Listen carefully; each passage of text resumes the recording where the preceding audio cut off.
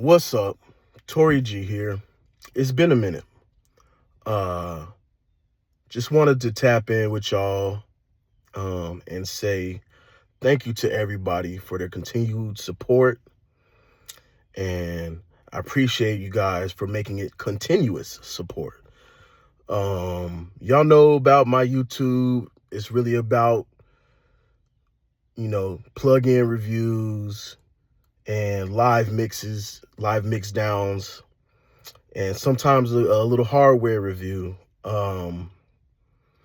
And you know, I have to admit I am very inconsistent.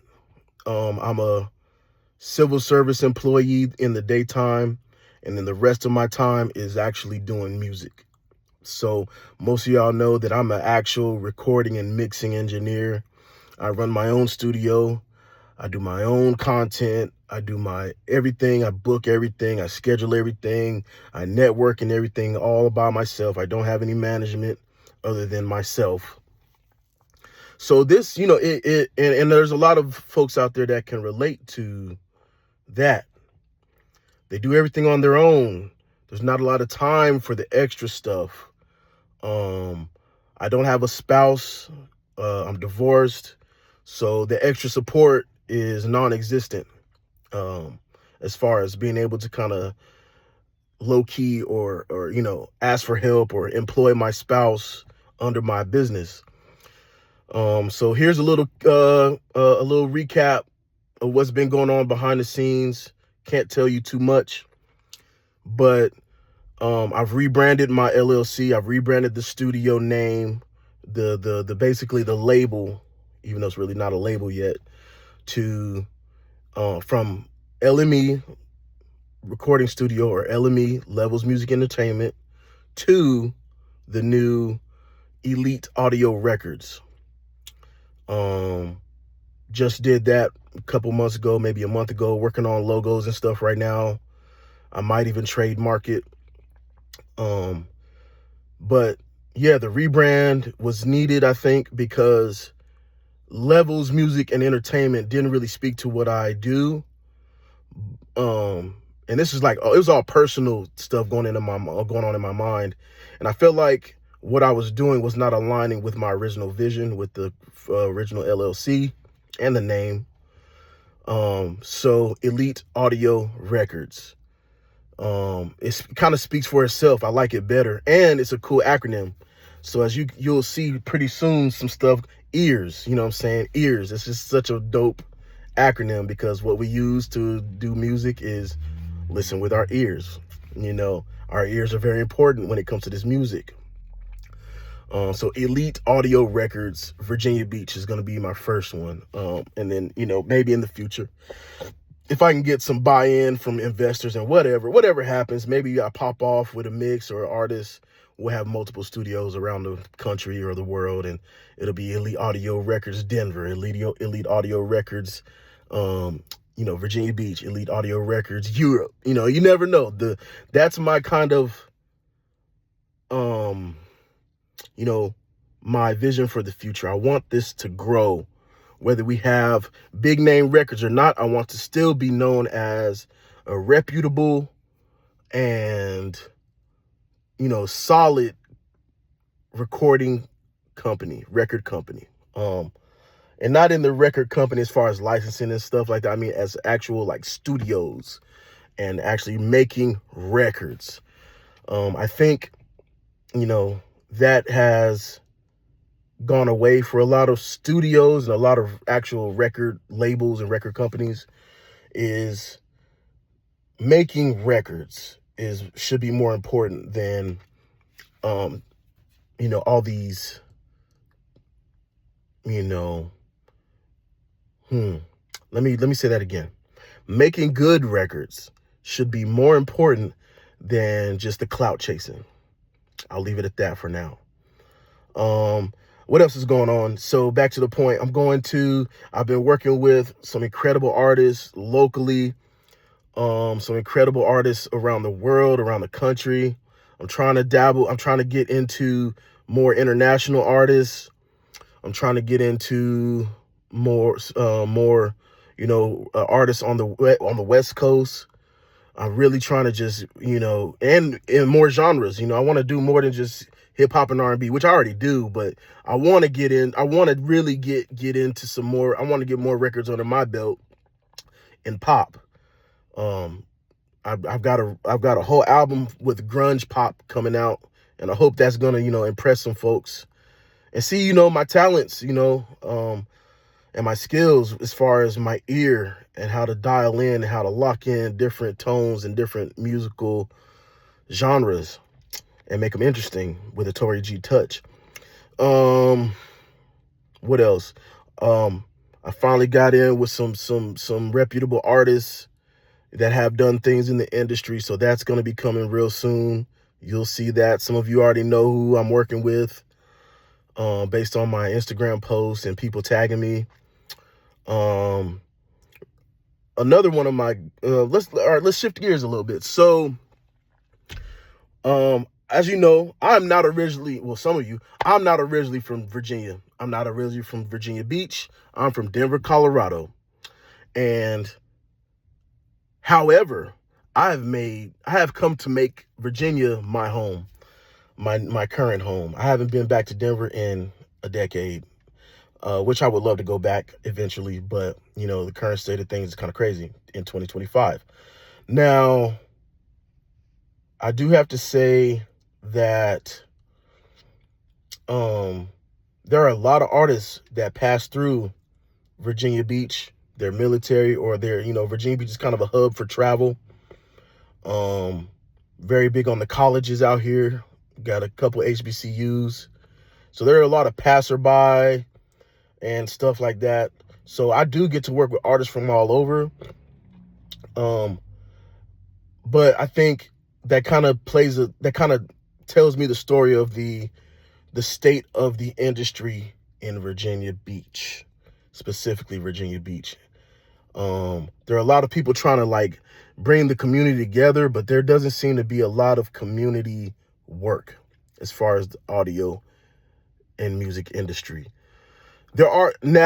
Nonetheless, there are people and organizations that are trying, but there are still barriers in place. People, and I'm not saying gatekeeping, knowledge, but definitely I don't even know if gatekeeping is the right word, but definitely there are barriers of entry into certain things around Virginia Beach. And I'm hoping one day I can crack that. I think also the environment for artists should be adjusted. The focus on the type of music should be adjusted. And that's just, that's all in natural time. We just got to do work for the music that's coming out. We got to do our part. If you're an artist with different kind of music, you got to push it so that it gets in front of the nonsense, the static, the noise. But that's everywhere. And, but for me specifically, Virginia Beach is my home and my focus right now. I love it here. It's just the audio community just needs a little work. It's a lot of talent. It's a lot of artists. It's a lot of studios, but it's not a lot of community involvement, and it's not a lot of consistency. I ain't gonna lie. And speaking of the state of the industry here, there's so many studios. There's so many competition between studios that the cost for quality is underrated. And, I could be saying this incorrectly, but in my mind, it makes sense. So just kind of bear with me. The cost for quality is not valued as it should be. So, for example, you got a young studio engineer, you got a young studio, a new studio, fresh studio. They charge their rates for recording. They'll give you a studio mix. Artist releases the studio mix. They don't value the work needed to get their song mixed professionally. Even though it's a good template, whatever the template the studio's using, it may sound good on the way out the studio. However, we all know that first studio draft should not be the final draft. 2, Artists don't want to come back. They don't want to pay any more money because the market is so saturated with individuals and studios lowballing their rates. They're hurting themselves. And two, they're not selling the value. They're not showing the value in getting a song mixed. How does that, what's the point? As it relates to me and my business personally, it's hard for me to get artists to really lock in because they're doing the same music, they're saying the same stuff, and they're not exploring music when I encourage them to do something different. And when I want them, and when I recommend that they should come back and get the song mixed, they never do. They're just happy with whatever. And I hope that one of these days they will not settle for less anymore. That's my goal. And if it pushes artists away, it pushes them away. And that's what it is. You know, somebody had made a point. You attract what you complain about. I'm not complaining anymore. I'm just changing the way I do things. This is what it takes. So with that being said, going back to trying to, and I can't blame artists for what their plans are. They only have certain budgets. These are young folks, usually young folks or teenagers or folks that they only have a budget for recording. So they hope they can get everything they can out of this session, which is, I get it. I respect it, but don't expect, oh, I got dry skin. Don't expect to have a competitive record, period. I'm gonna have to just leave it at that. Don't expect to have a competitive record if you don't get it mixed. The second thing is, I keep saying the second thing, you know, another thing is, listen to your engineers, man. They may, you know, there are certain engineers out here that have a lot of pull and push in the industry, but there are also engineers that have information that could help you if you don't, you know, if you're working specifically with them. For example, and tying in with stuff going on in the background, we have things going on, we being me and another group of individuals have things going on where we're tapped in with some heavy hitters right now. And I don't know how many times I've encouraged artists to do clean music, maybe change some words, or really look for an opportunity to do something different that could be mainstream. Why? Because mainstream, even though it's, you know, individual, your art, whatever, if you can appeal to that mass appealing sound or mass appealing art or something that can break into the industry in a clean way, you may open yourself up to more opportunities. What am I saying here? These folks that we have made agreements with, we got stuff that could really change lives eventually. You know, we're just waiting on the right artist with the right music. And we're talking about sync deals, big sync deals, distribution deals. We got distribution now. I can't really give too much detail on which label or which record company, but we have the capability to distribute your music through a major, you know, subsidiary of a label and of a major label. And we got radio. We can chart. We can billboard. There's so many things that we have available, but it all goes back to which artists are serious. And to be frank, it costs money. It's pay to play. It's pay to play. We know your art's great, but you gotta get into the pool. You know what I'm saying? You got to get into the pool. You can't get into the pool without jumping in it. You can't get into the pool without dipping your toe in it. You got to get in the pool. You can't just, you know, we see you walking around the pool. You look great. Your swimsuit looks amazing. But are you going to take the jump? Are you going to dive in? Are you going to swim? And what have you been working on yourself to float? Dang, is that a bar? I don't know. But I hope the analogy helps with whoever's listening. And that's for my artists and my producers, because we sync that stuff too. There may be like a cue that we need for a movie or a show. We need like a 30-second or 15 or 2-second cue for a cue. You might get paid indefinitely because of that movie is a hit, whatever. It's opportunity we are working on.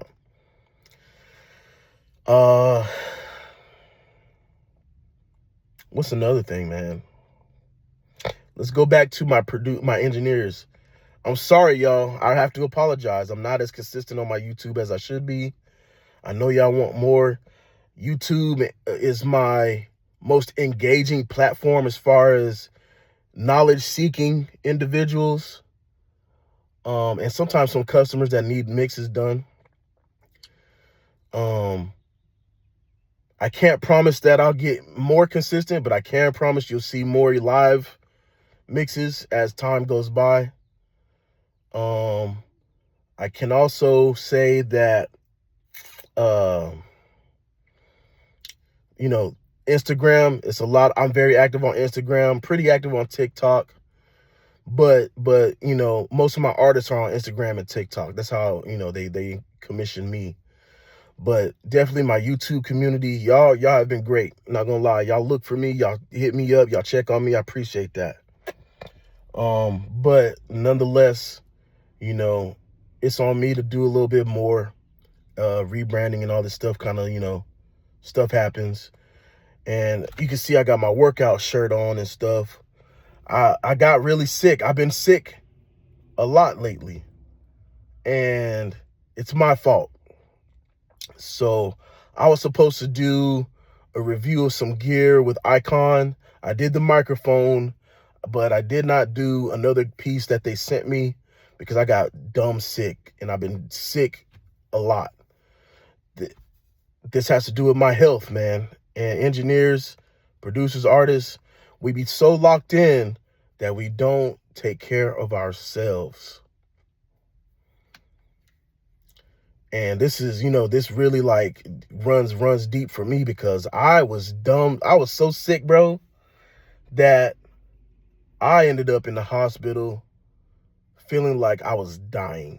Okay. I felt like I wasn't really, but I was feeling that way. I don't know what, I had never been in such pain and illness. I've never felt such a thing in ever, actually.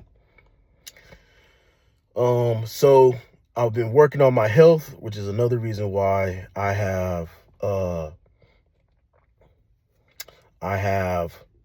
of slowed down my posting of videos and stuff. I've been really working on my health. And, you know, that's another reason why I've been kind of quiet, because I ain't gonna cap. I'm big as shit these days. I'm big. I used to be very fit. Some of y'all know I was in the military. And now, because I got out and I've become more sedentary, got out, had kids, became sedentary. I got a job where I sit down all day, and it has been detrimental to my health. So I think now, I'm getting a lot better. I've started walking challenges. I've done a lot of that. And, you know, I say all that to say, work on your health. There's things going on, new things on the way. Yeah, man, you're going to see more of me, whether it be me, in front of the camera, whether it be me just doing these come to Jesus sessions, or you're going to see some lives. Mainly you'll start seeing my portfolio increase. 2025 is going to be crazy for me. Going to be crazy for us. You know, I hope everybody has a good year. in spite of all this craziness. However, you know, I just want to say I appreciate y'all. Be on the lookout for new content. It's not going to be consistent again, but it's definitely going to be something to look at. I appreciate y'all. Love y'all. Y'all have a good one.